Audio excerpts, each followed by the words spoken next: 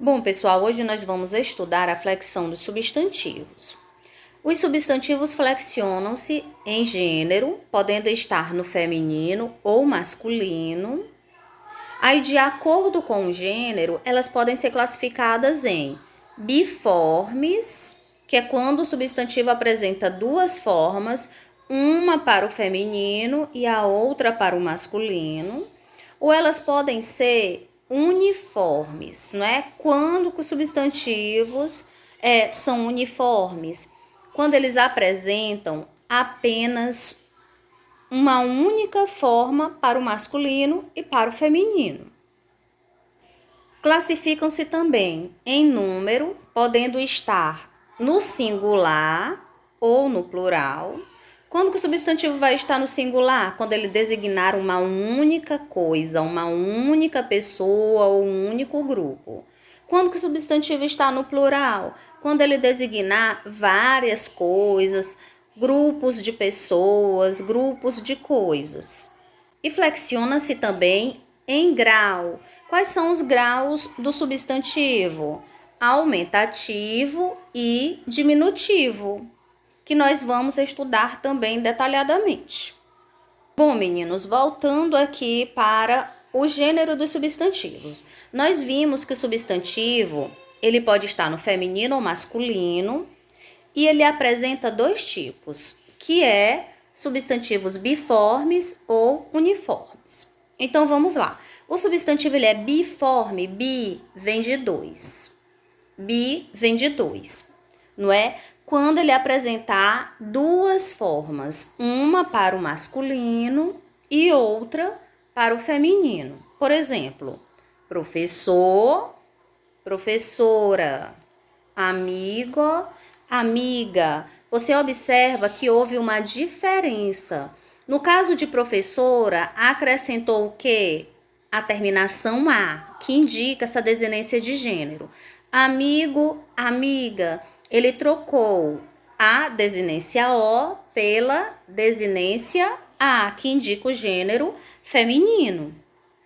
No caso dos substantivos uniformes, o que é que vai acontecer? Vai apresentar apenas um termo para designar tanto o gênero masculino como o gênero feminino. Nós temos os substantivos epicenos, que são aquelas palavras que servem para se referir apenas a animais. Por exemplo, foca serve tanto o quê? Para o macho como para a fêmea. Então, só existe a foca, pertencente ao gênero feminino. E o que é que vai diferenciar se pertence ao sexo masculino ou feminino? Apenas as palavras macho e fêmea.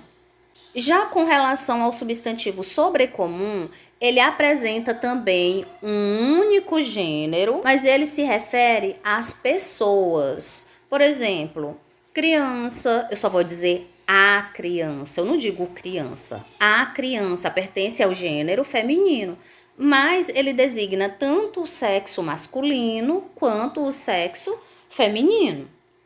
Se eu disser a vítima, não existe o vítima, só existe a vítima, pertencente ao gênero feminino, mas designa tanto o sexo masculino quanto o sexo feminino. Se eu disser o cônjuge, serve tanto para o esposo quanto para a esposa. Por isso que ele é um substantivo sobrecomum, porque ele apresenta apenas um gênero, que serve tanto para o sexo feminino quanto masculino. E nós temos também o substantivo comum de dois gêneros.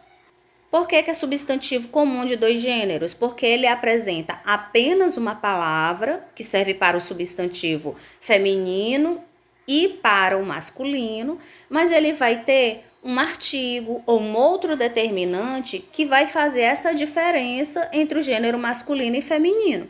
Por exemplo, artigo O vai determinar que aquela palavra pertence ao gênero masculino. O artigo A vai determinar que aquela palavra pertence ao gênero feminino. Então, vamos ver os exemplos.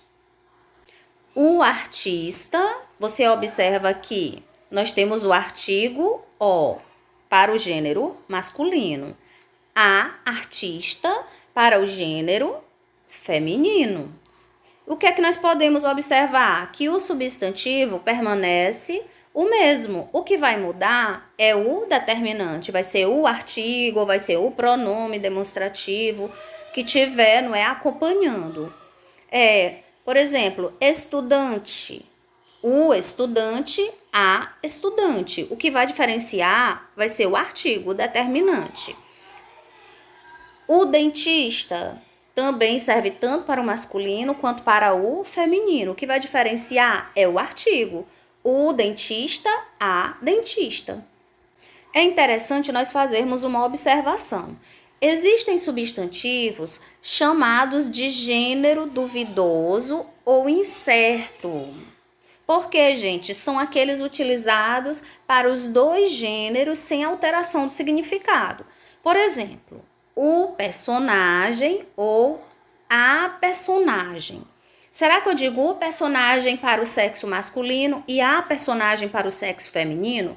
Não. Significa dizer que você pode dizer o personagem tanto para um homem quanto para uma mulher. E também é admissível você dizer a personagem tanto para o sexo masculino ou feminino. Uma outra observação é que existem alguns substantivos que, de acordo com a mudança de gênero, vai mudar também o quê? O significado. Por exemplo, se eu disser o cabeça, pertencente ao gênero masculino, vai significar o quê? O líder. Significa o líder. O cabeça daquela rebelião, o líder. Agora, se eu disser a cabeça, pertencente ao gênero feminino, já vai significar parte do corpo humano. Agora nós vamos para o número dos substantivos. Bem, nós sabemos que os substantivos, eles são classificados em singular, quando aquela palavra designa apenas uma coisa, apenas um ser, não é? Por exemplo, bola, mulher. Poderia ser também um grupo, por exemplo, boiada, cardume, que designa um grupo, mas está no singular. E as palavras também podem estar no plural. Quando que elas estão no plural? Quando elas designam várias coisas, várias pessoas ou vários grupos. Por exemplo, bolas, que você apenas acrescentou um S para passar para o plural. Mulheres, que já fez o plural, acrescentando o quê? O ES é uma regra. Quando a palavra termina em R, o que é que você vai fazer? Vai acrescentar o ES. Ou, por exemplo, vários grupos, como cardumes, que designa não só um grupo de peixe, mas vários grupos. É importante nós sabermos também que esses graus, aumentativo e diminutivo, eles apresentam as formas analítica. O que é essa forma analítica? É quando o substantivo, gente, vem acompanhado de um adjetivo que indica grandeza, por exemplo. No analítico, vamos observar o grau do substantivo casa. O que é que vai acontecer? Ele vai colocar o substantivo e acrescentar um adjetivo que dá essa ideia de grandeza. Casa, grande. Aqui nós temos o aumentativo analítico. O grau de substantivo apresenta também a forma sintética. O que é essa forma sintética? É quando ocorre o acréscimo de um sufixo, que é aquela terminação que é colocada no substantivo, que é acrescentada ao substantivo. Por exemplo, em vez de eu dizer casa grande, colocando o substantivo com um adjetivo que dá a ideia de grandeza, eu vou simplesmente colocar o radical de casa e acrescentar um sufixo que dá essa ideia de aumentativo, casarão. E agora nós vamos ver que o grau diminutivo também vai apresentar essas duas formas, que é a forma analítica e a sintética. Então, na forma analítica, da mesma forma, o substantivo ele vem acompanhado de um adjetivo que vai indicar pequenez. Nós temos aqui um substantivo, casa, acompanhado do adjetivo pequena, casa pequena. Então, casa aqui está no diminutivo analítico.